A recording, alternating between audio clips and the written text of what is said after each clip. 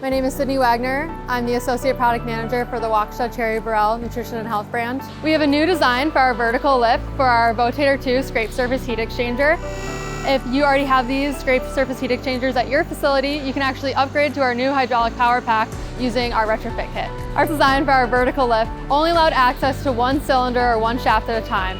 With the Retrofit kit, you'll be able to access 2 different shafts, allowing for a faster turnaround time for your assembly, maintenance, and repair needs. You can use your existing heat exchangers with the kit. So really this is a cost-effective way to reuse components that you already have, to reuse your existing heat exchangers, but still get the benefits of the new vertical lift.